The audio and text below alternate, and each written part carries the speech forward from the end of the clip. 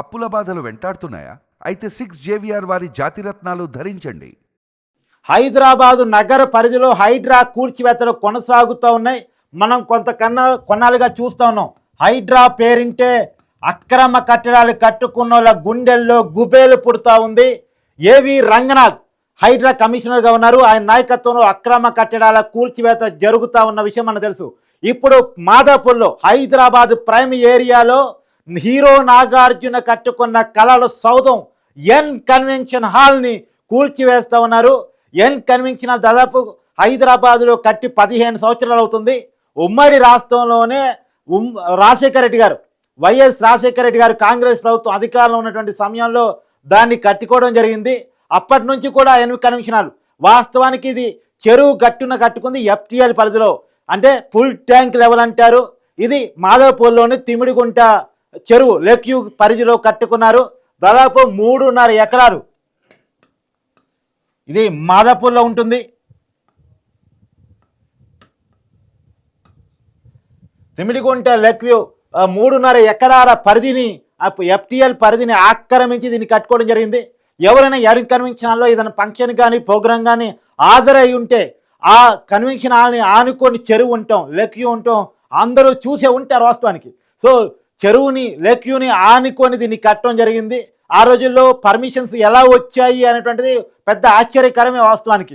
FTL పరిధిలో buffer జోన్స్లో permissions ఇవ్వడానికి వీల్లేదు. ఇది ఆక్రమించి కట్టుకున్న కట్టడంగానే చూడాలి. మరి ఆ టైంలో అధికారులు ఎంత తీసుకున్నారు, ఎందుకు నోరు మెదపలేదు, ఆ రోజు హీరో నాగార్జునకి ఎవరు సహకరించారు అనేటువంటిది సరే ఇప్పుడు 15 సంవత్సరాల తర్వాత అనుకునే మాట కాదు. కానీ ఎన్ కన్వెన్షన్ హాల్ కట్టుకోవడం జరిగింది. ఇప్పుడు హైడ్రా మనం చూస్తూ ఉన్నాం. పెద్దవాళ్ళు చిన్నవాళ్ళు అని చూడట్లేదు. ఎవరు అక్రమ కట్టడాలు కట్టుకున్న కూల్చివేతలు స్టార్ట్ చేస్తూ ఉన్నారు. సో మనం చూస్తూ ఉన్నాం. మాజీ మంత్రి మల్లారెడ్డికి సంబంధించినటువంటి అల్లుడు ఇప్పుడు ప్రజెంట్ BRS ఎమ్మెల్యే మళ్ళీ రాజశేఖర రెడ్డికి సంబంధించినటువంటి కాలేజీని కూడా కూల్చివేయటం మనం చూసాం. అది అక్రమ కట్టడం, చెరువును ఆక్రమించుకొని కట్టిన కట్టడం, దాన్ని కూల్చివేశారు. ఈవెందో BRS నుంచి కాంగ్రెస్లో చేరిన దాన నాగేంద్రకు సంబంధించినటువంటి అక్రమ కట్టడాన్ని కూల్చివేయటం కూడా మనం చూసాం. తర్వాత అనేక మంది ఎమ్మెల్యేలు దానికి సంబంధించినటువంటి ఆస్తులు అక్రమ కట్టడాన్ని కూల్చివేయడం చూస్తూ ఉన్నాం. అదే కాదు, మన చిత్రపురి కాలనీలో విల్లాలో కూల్చివేతను కూడా మనం చూసాం. అసలు KTR ఫామ్ హౌస్ను కూడా కూల్చబోతూ ఉన్నారు అనే వార్తలు కూడా మనం చూస్తూ ఉన్నాం. సరే KTR గారి ఫామ్ హౌస్ కూలుస్తారా లేదా మనకు తెలియదు. కానీ KTR గారు స్వయంగా ప్రెస్ మీట్ పెట్టి నాది నా ఫామ్ హౌస్ కాదు, నేను రెంట్గా ఉంటున్నాను అని చెప్పడం కూడా మనం చూసాం. సరే అది కూలుస్తారా లేదా, హైడ్రా అక్కడ వరకు వెళుతుందా లేదా అనేటువంటిది కూడా చూడాలి. ఎందుకంటే ఇప్పుడు ఏదైతే KTR ఫామ్ హౌస్గా చెప్పబడుతున్న ఫామ్ హౌస్ ఉందో అది ఖచ్చితంగా 111 జీవో పరిధిలో వచ్చే ఫామ్ హౌస్. అది ఖచ్చితంగా అక్రమ కట్టడం, అది కూడా బఫర్ జోన్లో FTR పరిధిలో కట్టినటువంటి అక్రమ కట్టడం, నిబంధనలకు విరుద్ధంగా కట్టబడింది అని చెప్పేసి వాదన అయితే ఉంది. ఆ వాదనతో KTR కూడా విభేదించట్లేదు. కాకపోతే నాది కాదు అని ఆయన డిజైన్ చేసుకునే ప్రయత్నం చేస్తున్నారు తప్ప అది నిబంధనకు అనుగుణంగా ఉంది, FTL పరిధిలో లేదు, 111 జీవో పరిధిలో లేదు, ఇలాంటి వాదన KTR కూడా చేయట్లేదు. సరే ఏది ఏమైనా అసలు పాయింట్కి వచ్చేస్తే ఇప్పుడు ఎన్ కన్వెన్షన్ హాల్ని కూల్చివేస్తూ ఉన్నారు.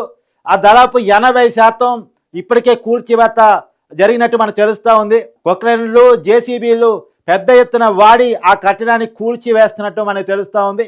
80% ఇప్పటికే పూర్తయిందంట. దాదాపు ఈ ఒక్క రోజులోనే తెల్లారుజామున కూల్చివేత పనులు స్టార్ట్ అయ్యాయి. సో ఈ ఒక్క రోజులోనే ఆ కూల్చివేత పనులన్నీ క్లోజ్ చేసే పరిస్థితి మనం చూస్తూ ఉన్నాం. కట్టడానికి కొన్ని సంవత్సరాలు పడితే కానీ కూల్చివేయడానికి ఎంతేం పట్టింది. సో కూల్చివేస్తూ ఉన్నారు. వాస్తవానికి 2014లో తెలంగాణ వచ్చిన తర్వాత, KCR గవర్నమెంట్ వచ్చిన తర్వాత ఆ మొదటి రోజుల్లోనే KCR అక్రమ కట్టడాలు కూల్చివేస్తారు అనుకున్న రోజుల్లో మాదాపూర్లో అయ్యప్ప సొసైటీలో ఇల్లు కట్టుకున్నటువంటి మధ్యతరగతి వాళ్ళు అక్రమ కట్టడాలు ఏవైతే ఉన్నాయో వాటిని కూల్చివేస్తున్న సమయంలో దీన్ని కూడా కూల్చివేస్తారనే వార్తలు అప్పుడు జరిగాయి. కానీ ఆ రోజు జగన్ మాట్లాడి జగన్ ఇన్ఫ్లుయెన్స్ వల్ల KTR నాగార్జున ఎన్ కన్వెన్షన్ జోలికి వెళ్ళలేదనే వార్తలు కూడా ఉన్నాయి. అంటే కొద్దిగా ఈయన రాజశేఖర రెడ్డి గారి కుటుంబానికి దగ్గరగా ఉంటాడు. జగన్ ఇన్ఫ్లుయెన్స్ తోటి ఆ రోజు కూర్చోలేదంట. జగన్ KTR దగ్గరగా ఉంటాడు, జగన్కి నాగార్జున దగ్గరగా ఉంటాడు. తర్వాత కాలంలో KTRకి నాగార్జునకి ఫ్రెండ్షిప్ కూడా మీ అందరికీ తెలుసు. మంచి ఫ్రెండ్షిప్ BRS నాయకులతో నాగార్జున మెయింటైన్ చేస్తుండేవాడు. KTRతో ప్రత్యేకించి మంచి రిలేషన్ మెయింటైన్ చేస్తుండేవాడు. KTRకి నాగార్జునకి ఉన్న రిలేషన్లో నుంచే ఎన్ కన్వెన్షనాన్ని ముట్టుకోలేదు అనేటువంటి టాక్ కూడా అప్పట్లో ఉంది. తర్వాత అక్రమ కట్టడాల కూల్చివేత కూడా బీఆర్ఎస్ గవర్నమెంట్ ఆపింది. కానీ ఇప్పుడు హైడ్రా ఎవరిని చూడట్లేదు, సొంతోలా పక్కోలా చూడట్లేదు. మరి ఎంతవరకు వెళ్తారు అనేది తెలియదు, కానీ ఇప్పటికైతే స్పీడ్గా వెళ్తున్నారు, కరెక్ట్గా వెళుతున్నారు. మరి ఈ స్పీడు హై స్పీడ్గా మారుతుందా లేదు స్లో డౌన్ అవుతుందా తెలియదు. ఎందుకంటే ఇప్పుడు కేటీఆర్ ఆల్రెడీ తన పాంబావు విషయంలో కోర్టుకు పోయి ఉన్నారు. సో మరి అంటే కేటీఆర్ పోలేదు, ఎవరైతే ఆస్తి అని చెప్పబడుతూ ఉందో అంటే కేటీఆర్ నేను రెంట్కుంటా అని చెప్తున్నాడు కాబట్టి ఎవరు ప్రదీప్ అనే పేరుతోటి కోర్టుకు వెళ్ళడం జరిగింది. మరి ఏమవుద్ది ఏంటి అనేది చూడాల్సి ఉంది. కానీ ఏది ఏమైనా ఇవాళ ఎన్ కన్వెన్షనాల్ని కూల్చివేయటం, హైదరాబాద్ ప్రైమ్ ఏరియాలో ప్రముఖ కట్టడంగా ఉండి అత్యంత ఖరీదైనటువంటి కన్వెన్షన్ హాల్గా పేరున్నటువంటి అత్యంత ప్రైమ్ ఏరియాలో ఉన్నటువంటి ఎన్ కన్వెన్షన్ హాల్ని, అది కూడా హీరో నాగార్జున ప్రముఖ వ్యక్తి ఆయన సెలబ్రిటీ, ఆ సెలబ్రిటీ కట్టుకున్న కళల సౌధాన్ని కూల్చివేయటం చాలా కీలకంగా భావించారు. దీని మీద నాగార్జున అయితే ఇప్పటివరకు స్పందించలేదు. మరి నాగార్జున ఎలాంటి కామెంట్ చేస్తారు? ఇప్పటివరకు అయితే ఎన్ కన్వెన్షన్ కూల్చివేస్తున్న చోటకు కూడా హీరో నాగార్జున కానీ ఆయన కుటుంబ సభ్యులు కానీ రాలేదు. మరి వస్తారా, ఏమైనా ఆందోళన నిర్వహిస్తారా, ఏమైనా మీడియాతో మాట్లాడే ప్రయత్నం చేస్తారా, వాళ్ళ వైపు నుంచి ఏమైనా చేస్తారా, లేదు కోర్టుకెళ్ళి న్యాయ పోరాటం చేయడానికి ఆయన సిద్ధమవుతారా తెలియాలి. ఎందుకంటే ఇది క్లియర్గా ఎఫ్టీఎల్ పరిధిలో ఉంది. ఎఫ్టీఎల్ అంటే ఫుల్ ట్యాంక్ లెవెల్, చెరువు పరిధిలో ఎక్కువ పరిధిలో ఉంది. సో ఆ పరిధిలో 3.5 ఎకరాల ప్రాంతంలో ఆక్రమించి కట్టుకున్న కట్టడాన్ని కూల్చివేయాలి కదా. కాకపోతే ఇక్కడే అక్రమ కట్టడాల విషయంలో మళ్ళొకసారి ఏవి రంగనాథ్ గారికి నేను విజ్ఞప్తి చేస్తా ఉన్నాను. ఖచ్చితంగా అక్రమ కట్టడాలు ఏవైనా ఉంటే వాటిని తొలగించాల్సిందే, ఆ బాధ్యత మీరు తీసుకోవాల్సిందే, ప్రభుత్వం ఆ పని చేయాల్సిందే. దాన్ని స్వాగతిస్తాం తప్ప ఎవరు వ్యతిరేకించాం. కానీ ఇక్కడే ఒక కీలకాంశం ఏంటంటే కట్టేటప్పుడు అధికారులు నిద్రపోతున్నారా? చాలా చోట్ల ఏం జరుగుతుందంటే, ఒక వాస్తవాన్ని మీకు చెప్పే ప్రయత్నం చేస్తాను.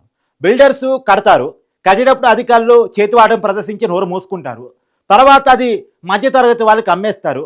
అది రిజిస్ట్రేషన్ అవుతుంది కదా, లోన్ వస్తుంది కదా అని చెప్పి ఆశపడి మధ్యతరగతి వాళ్ళు తీసుకుంటారు. అంటే ఇలాంటి కన్వెన్షన్స్ పక్కన పెట్టండి. సహజంగా గేటెడ్ కమ్యూనిటీలు కావచ్చు, అపార్ట్మెంట్లు కావచ్చు, ఇలాంటివన్నీ కూడా చాలా ఎఫ్టీఎల్ పరిధిలో, చెరువు పరిధిలో, సిక్కం భూముల పరిధిలో, లేదు అంటే బఫర్ జోన్స్లో ఉండే చాలా ఉన్నాయి.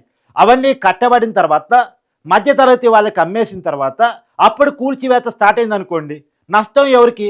ఇప్పుడు ఐఎఫ్ సొసైటీలో కేటీఆర్ చాలా గృహాలు కూల్చేశాడు అక్రమ కట్టడాల పేరుతో. అక్కడ నష్టపోయింది మధ్యతరగతి వాళ్ళు. ఎందుకంటే బిల్డర్స్ కట్టారు, అమ్మేసుకున్నారు, డబ్బులు ఓన్ చేసేసుకున్నారు, వాళ్ళు పారిపోయారు, వాళ్ళు లేరిగా బిల్డర్స్. మాకేం సంబంధం, మేము అమ్మేసామంటారు. కట్టేటప్పుడు నిద్రపోతున్న అధికారిది కూడా తప్పు కదా. ఇప్పుడు ఎన్ని కన్వెన్షన్ హాల్ ఉంది, ఇలా కూల్చివేస్తున్నారు, ఓకే, చెరువు భూములు కాపాడే పేరుతో కూల్చివేస్తున్నారు, ఎవరూ కాదంటలేదు, అది మంచి పద్ధతే, కూల్చివేయాలని అందరూ కోరుకుంటారు. కానీ ఇక్కడ ఒక కీలక అంశం నేను అడుగుతుంది ఏంటంటే, మరి కట్టేటప్పుడు అధికారులు నిద్రపోయారా? అధికారుల మీద ఎలాంటి చర్యలు ఉండాలి? దీనికి ఎవరు బాధ్యులు? ఇలాంటి అక్రమ కట్టడాలు కట్టడానికి బాధ్యులు ఎవరు? ఇది కూడా తేలాలి. కట్టేటప్పుడు నిద్రపోవటం, ఎప్పుడో మేలుకొచ్చినప్పుడు కూల్చివేయటం, ఇది కూడా కరెక్ట్ పద్ధతి కాదు కదా అని ఒక చర్చను కూడా మీ ముందు పెడతా ఉన్నాను. ఎందుకంటే ఇలాంటి పెద్దవాళ్ళకి ఏమీ కాదు. ఎన్ని కన్వెన్షన్ కూల్చివేసినంత మాత్రం నాగార్జున రోడ్డు మీద ఏం పడ్డు. కానీ ఒక అక్రమ కట్టడం, తను ఉంటున్న ఇల్లు కూల్చివేస్తే రోడ్డును పడే మధ్యతరగతి వాడు ఉన్నాడు, వాడి జీవితాంతం సంపాదించుకుందంతా కూడా తక్కువ రేట్లో ఇల్లు వస్తుందంటే ఆశపడి లోన్ వస్తుంది, రిజిస్ట్రేషన్ అవుతుంది, అంతా చట్టబద్ధంగానే ఉంది అనుకొని భ్రమపడి కొనుక్కునే ఒక మధ్యతరగతి వాడు తన జీవితంలో సంపాదించుకున్న సొమ్మంతా ఇంటి మీద పెడితే, రేపు అది అక్రమ కట్టడం చెరువు పరిధిలోకి వచ్చింది, ఎఫ్టీఎల్ పరిధిలోకి వచ్చింది, బఫర్ జోన్లోకి వచ్చిందని కూల్చివేస్తే వాడు రోడ్డు మీద పడతాడు. ఇక నాగార్జున పడడు, కానీ అక్కడ మాత్రం సామాన్యుడు పడతాడు. అందుకని కేస్ టు కేస్ చూడాలి, ఇష్యూ టు ఇష్యూ చూడాలి. ఇది మాత్రం నేను ఏవి రంగనాథ్ గారికి చేసే విజ్ఞప్తి. ఖచ్చితంగా కూలగొట్టండి. అక్రమ కట్టడాలు ఉంచాలని మళ్ళీ ఇక్కడ చెప్పట్లేదు, అక్రమ కట్టడాలు కూలగొట్టాలి, కానీ కట్టేటప్పుడే చర్యలు ఉండాలి. ఆ కట్టేటప్పుడే చర్యలు ఉండాలి. సో జరిగింది ఏదో జరిగిపోయింది, ఆల్రెడీ కట్టి ఉన్నాయి కాబట్టి వాటిని కూలగొట్టాలి. మల్లారెడ్డిదైనా కూలగొట్టాలి, దానం నాగేంద్రదైనా కూలగొట్టాలి, ఎల్బీ నగర్ సుధీర్ రెడ్డిదైనా కూలగొట్టాలి, నాగార్జునదైనా కూలగొట్టాలి, ఇంకొక హీరోదైనా కూలగొట్టాలి. దానికి ఎవరూ అతీతం కాకూడదు. వాళ్ళకున్న హోదానో వాళ్ళకున్న స్థాయి పదవులో అనేది కొలమానం కాకూడదు. ఖచ్చితంగా కొలమానం కాకూడదు. వాళ్ళు పార్టీ కూడా కొలమానం కాకూడదు. కాంగ్రెస్ పార్టీ కూడా, బీజేపీ కూడా, బీఆర్ఎస్ కూడా, ఏ పార్టీ అయితే ప్రభుత్వ సొమ్ములో చెరువులను ఆక్రమించి కట్టి అడ్డగోలుగా అక్రమార్జన చేస్తున్నటువంటి ఎవరికి భూమి అయినా సరే, ఎవరి అక్రమ కట్టడమైనా కూల్చిపడేయాల్సింది. కాబట్టి ఒక్క జాగ్రత్త నేను ఏవి రంగనాథ్ గారికి చేస్తుంది ఏంటంటే, మీరు కూల్చివేశారు. మన చిత్రపూర్ కాలనీలో మణికొండలో కూల్చివేశారు. కూల్చివేసే క్రమంలో కొంతమంది సామాన్యులు కూడా నష్టపోయారు. నిజం అది, ఉన్న నిజం చెప్తున్నా. కొంతమంది సామాన్యులు కూడా నష్టపోయారు, మధ్యతరగతి వాళ్ళు కూడా నష్టపోయారు. సో వాళ్ళ విషయంలో కొంత జాగ్రత్త ఉండాలి. అంటే ఇప్పటికైనా మనం కనువిప్పు కావాల్సింది ఏంటంటే, బిల్డింగ్ని కట్టేటప్పుడే అది రేరా నిబంధనలతో కడుతున్నారా లేదా, అన్ని నిబంధనలు ఉన్నాయా లేదా, హెచ్ఎండిఏ పర్మిషన్స్ ఉన్నాయా లేదా, అసలు పర్మిషన్ ఎందుకు వస్తున్నాయా అనేది కూడా ఆలోచించి, చెరువు భూముల్లో హెచ్ఎండి ఎట్ట పర్మిషన్ ఇస్తుంది, ఎఫ్టీఎల్ పరిధిలో ఎలా ఇస్తుంది, ఇవన్నీ చెక్ చేసుకొని ఇచ్చిన అధికారుల మీద కూడా చర్యలు ఉండాలి. ఒక అధికారి గట్టిగా శిక్ష పడితే ఇంకొక అధికారి భయపడతాడు పర్మిషన్ ఇవ్వటానికి, ఒళ్ళు దగ్గర పెట్టుకుని పనిచేస్తాడు. సో నేను కూల్చి వేసేవాడే మంచి అధికారి నేను అన్ను. అసలు కట్టకుండా చేయగలిగినవాడు మంచి అధికారి అంటే నేను. సో ఆ మేరకు ఆ ప్రయత్నం హైడ్రా నుంచి, రేవంత్ రెడ్డి గారి ప్రభుత్వం నుంచి జరగాలని నేనైతే కోరుకుంటా ఉన్నాను. హైడ్రా పేరుతో కూల్చివేతలు చేస్తున్న సీఎం రేవంత్ రెడ్డి గారికి కూడా విజ్ఞప్తి చేస్తుందంటే, ఈ రోజు నుంచి హైదరాబాదులో ఒక కట్టడం కట్టాలంటే ఉండే నిబంధనలన్నీ పాటించబడాలి. ఆ మేరకు రేవంత్ రెడ్డి గారు చొరవ తీసుకోవాలని అయితే నేను కోరుకుంటున్నాను.